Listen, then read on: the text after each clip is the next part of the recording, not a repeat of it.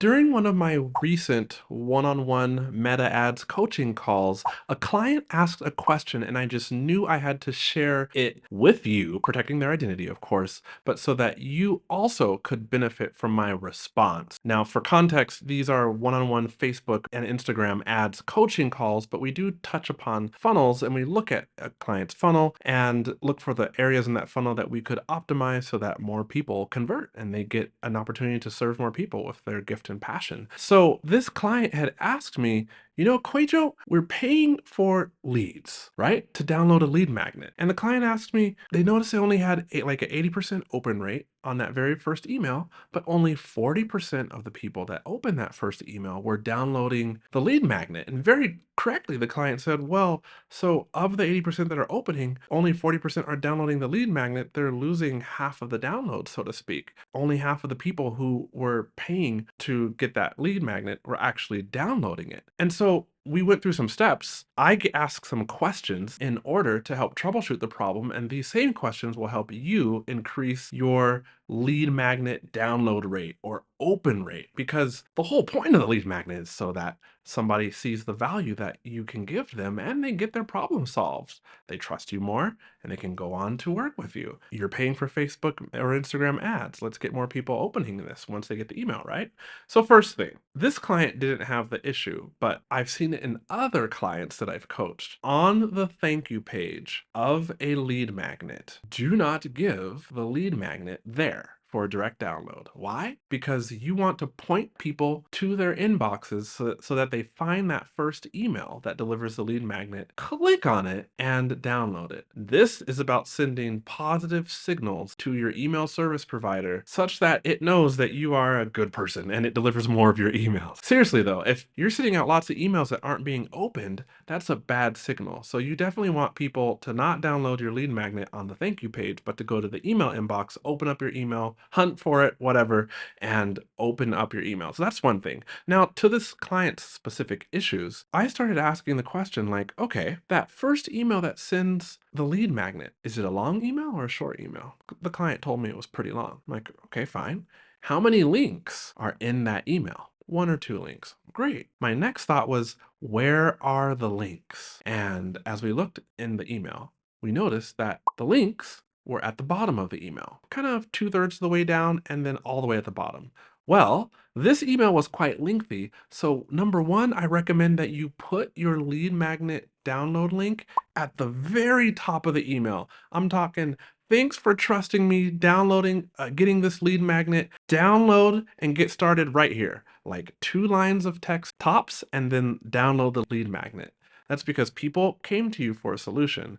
They found the email in their inbox. Give them what they need. Don't spend too much time preparing them to use the lead magnet. Give them what they need. If you feel like your lead magnet needs a tutorial, then include a tutorial or more words about how to use it inside of the lead magnet itself. But we want to lower the barrier to download. Also, if you have a long email, put a link right in the beginning, put a link in the middle, and a link in the bottom, and maybe a link in the PS for good measure. Make sure your links are explicit call to actions. Here's what I mean. If your lead magnet is called the 7 mistakes that online course creators make that burn through their Facebook ads results, it happens to be a lead magnet that I have. The link to that is in the description below. But let's say that's the name. And in the email, you're talking about this. A passive way to link to it is every time you mention the lead magnet, just to put a link in those words, right? There's not a specific call to action that says, download it here. It's just all of a sudden the word changes underline to underline and the color of the font changes. That's okay. But I want your email to have, like enter between paragraph and explicit, click here to download the guide, okay? And then also, if you like to use a prettier email format, then maybe you want to put an actual button in your email that says, click here to download the 7 most common mistakes that online course creators make that burn through their ad spend. That's the super long name, but by the way, those are actual tutorials that I have, 7 tutorials. Me inside of Ad Manager showing you the mistakes and then the solution. So not fluff there. The other thing that I saw with this client, and if you're doing this too, you'll want to change, is in that first email, the email was preparing the reader to use the lead magnet in the best way possible, but then the email was also explaining the ways that the reader could engage my client in a paid capacity. Okay. The email was like multitasking, trying to wear too many hats as a sales email and two other services. Very tactfully done, by the way. When I looked at the email, I didn't feel like the client was overselling. It just was a lot of long text, right?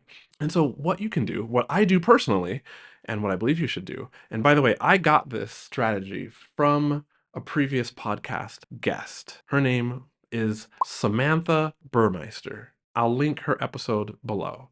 But I purchased, because I'm not super great at writing by myself, I purchased an email lead magnet opt-in delivery sequence, of 7 emails from her. Why? Because she told me it converted really, really well. And I was like, well, my current one didn't convert really, really well into my paid services. So why don't I just buy one from a copywriter who knows what they're doing and then plug and play, type in my stuff into it. And honestly, it's worked great. Way more than paid for itself. It's gotten me 2 discovery calls that have resulted in 2 coaching clients.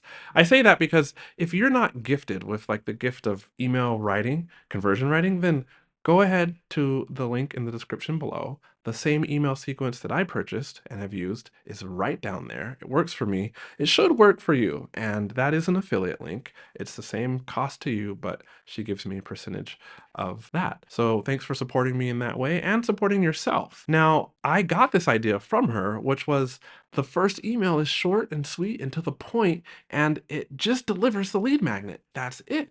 And in the second email, then you can say, by the way, so-and-so reader, you'll be getting free and paid resources from me in the future. The paid resources are as follows. And then you just bullet point 1, 2, 3 in my case, which is just, DIY, the Facebook ads course or coaching with me or ads management, right? You can outline that for yourself, but have that be in the second email. And guess what? It's okay to include a second email that says, hey, just in case you missed the first one, here's the lead magnet to download. But definitely in that second email, whatever your second email is, however you do it, put the download link for the lead magnet at the top and just say, just in case you missed it, here's the lead magnet that you've been waiting for to download right here.